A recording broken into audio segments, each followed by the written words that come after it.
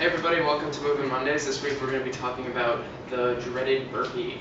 It's a move that you see in virtually every program that works your muscles in a very plyometric fashion, and also is going to really tax your cardiovascular system. And you can imagine where it got its name from. So jump into it right away. First I'm going to talk about a standard burpee, and then I'm going to go into various different modifications for different levels of intensity and also for different ability levels dealing with physical limitations and things of that nature.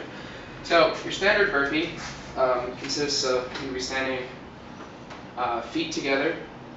Let me make sure I'm in the room. So feet together, looking straight up. You're going to squat down, bring your hands to the floor. You're going to jump out and do a push-up. It's nuts. Do a push-up in, jump, and then you're going to explode up, and you're going to go back down and repeat. I'm going to move over a little bit so I don't say hi to the dog. I'm going to do it one more time. So down, back, push-up, in, jump up. Here's your standard burpee. So I'm going to break that down a little bit and just go over the different components so we can talk about safety. So when I'm going down, I'm not bending over and reaching to the floor like this. I'm squatting down, keeping my back flat, keeping everything engaged and tight. So I'm coming down. Now I'm placing my hands on the floor first. If you can't do this, you can get your fingertips down just so you have a place to put them. So it depends on your flexibility. So once my fingertips, or my hands are down rather, I jump back into plank. If you notice my back isn't doing this, it's not bowing. I have to keep everything tight. I'll do that again. So when I jump back, I keep my glutes engaged. I flex my feet out, or my heels out, so my quads are engaged, so my legs are tight and strong. My glutes are helping my lower back stay engaged, keeping everything straight. I don't want to put that force on my spine. So, nice and flat. Back is flat, heels are back, knees are engaged and straight. Everything is in good position. My hands are about shoulder width apart. My hands are also pretty much directly under my shoulders, so when I go down, my elbows come out at an angle and up. I'm not letting my chin tuck down. I stay in neutral spine, which means everything is flat. You see where my head is. I'm not looking up, I'm not looking down. Everything's flat, like a table. Okay, so there's your push-up. Jump back in, same position as before. Again, fingertips to bridge, or down. Now when I come up, I'm not going to stand up and hop. I'm not going to do this. A lot of people do that, especially you see that in a lot of group fitness classes. So when I come from the bottom, I'm going to explode, and I'm going to jump from the bottom. And I'm going to catch myself here. I'm doing them consecutively. I'll do 2 in a row, and then I'm going to talk about the modifications. You're going to want to just keep going into them. And this is where they get really difficult, and they tax your cardiovascular system. All right, so reach up, down, up, straight back into it. There you go. And you can just do 10 of those, and you're going to really get your heart rate up. You can start sweating. All right, so let's talk about if you're not quite flexible enough to do that, and maybe you have lower back problems, and you really can't get into the position with everything tight and close. So what you can do, I'll do it this way so you can see my foot position. Instead of having your feet close and tight, put them out about shoulder distance apart. That's going to allow you to get lower to the floor without having to worry about keeping everything in and tight, okay? So when you get down, same thing, jump out, feet are wide, do your push-up, come in, and jump from there. It's a little bit easier. You don't have to use your inner thighs quite as much to pull everything in. You won't have to engage your core quite as much to keep everything as tight.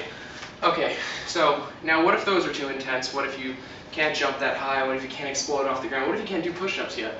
So here's several different levels that you can use to either progress up to the burpee or use them as modifications, maybe when you're getting tired in your workouts, or you just want to do something a little bit different. So here's a really basic version. So if you have the flexibility, keep your feet together. If you don't, put them out. So here we go. So I'm going to reach up just the same, engaging everything, getting my arms and getting my shoulders working. I'm going to come down. I'm going to put my hands down here. I step one foot out, another foot out, foot in, and I'm going to stand up. It's a very basic version. You can do that, and you can also add a push-up at the bottom.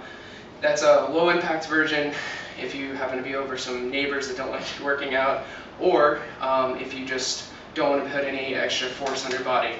So I'm going to take that to the next level. So I'm going to go down, I'm going to jump back, jump in, stand up. Again, you can add the push-up at the bottom of that. I'm going to go to a third level. This is your standard burpees, what I did before.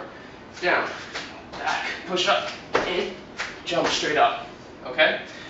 You can go a little more extreme if you want to go a little further with it. There are variations. I'll do it this way so you can actually see them. So here would be one.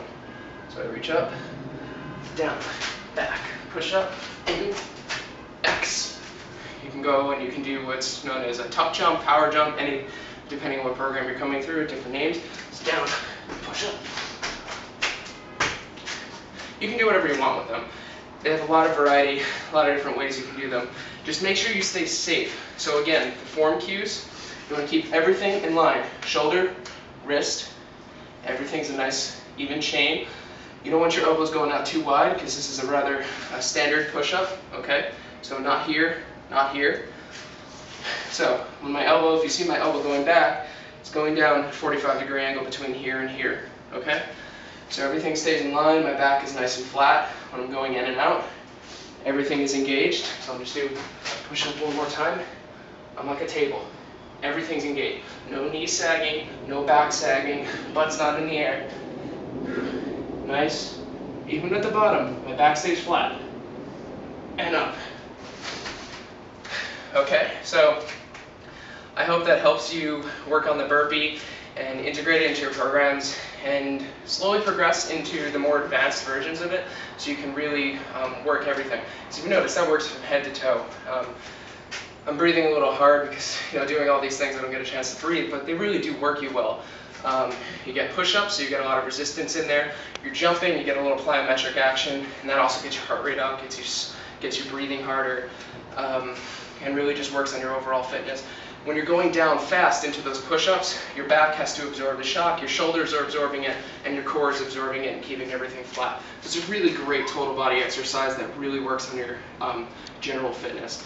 So leave a comment below, let me know if this has helped you, if you'd like any more tips on this. I'll definitely get right back to you.